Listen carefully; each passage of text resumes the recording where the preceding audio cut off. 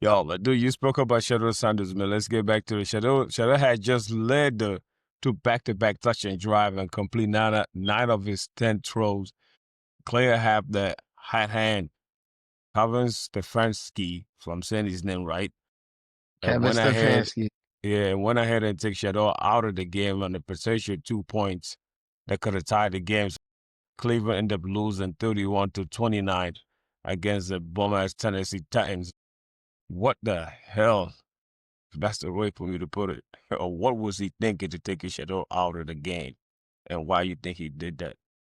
I have no idea. This is the second week in a row that he done some stupidity. You have a quarterback who's showing you he's elite, that he could play in this league. Okay, I give you last week, you take him out, because you're trying to do a trick play. But this week, you take him out again. You get what I'm saying?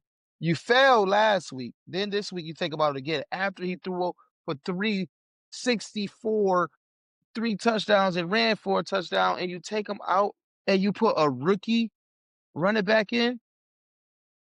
And then he had the nerve to pass to the left side of the field, and it was two more rookies. So you got three rookies in, and none of them your quarterback that just threw for 300 and something yards and 3 touchdowns. So you telling me, you know what I'm saying? Like, what sense does that make? And like, where is the logic in that? That is just like, I don't know what's going on with Stefanski or the ownership or whoever's in charge of these play callings. I don't know if it's the offensive coordinator saying, hey, let's try something different.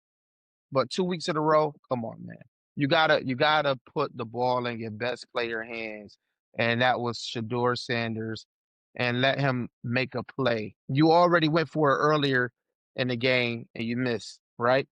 Right. You went for it earlier in the game too, and you missed. When you should have kicked the field goal. Yeah. Now you do it again for a second time to come on. It just makes no sense to me. You know, Kevin Stefanski is a much better coach than that, because he wouldn't be coaching in the NFL if he wasn't. Yeah. So Where I'm from, that's what we call enemy of progress. right. And This is that's why I said, and I don't know if they trying to sabotage. I don't want to use that word. It looks like it. It looks bad, you know. And then for him to say after the game, Shador is our starting quarterback for the rest of the year. Duh, my guy. Come on. Like, what they say, whoop de doo. You know what I'm saying? Whoop de doo. Of course he's gonna be a starting quarterback. He played better. Dude, Shador threw, that's the most a quarterback threw, a rookie quarterback threw since 1954. Like the Jim Brown era. You know what I'm saying? The most touchdowns and yards that a rookie quarterback thrown for. and That says a like lot. right. And you mentioned all of that. And then you see this kind of stuff happen. Like I know a lot of people saying that, and I read it some few things online talking about Kevin's say the last name again. Stefanski. Stefanski.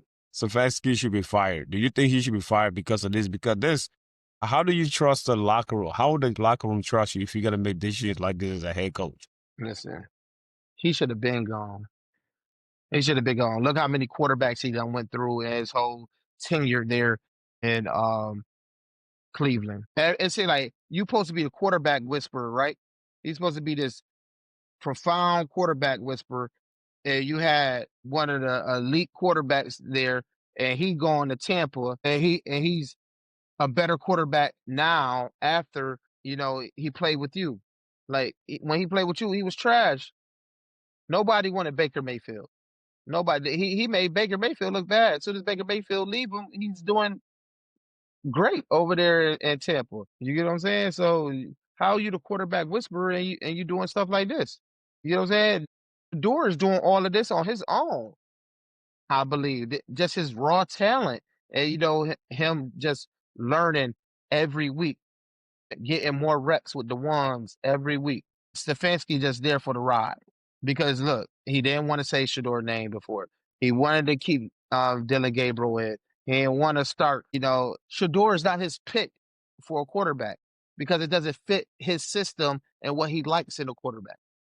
We all know this. It shows time and time again. So yeah, it's time for him to go. Go get that kid. Go get the coach over the offensive coordinator for the Seahawks. Click Kubiak, like I said last segment, and let's get rolling. You know what I'm saying? You got two number 1 picks in the draft this year.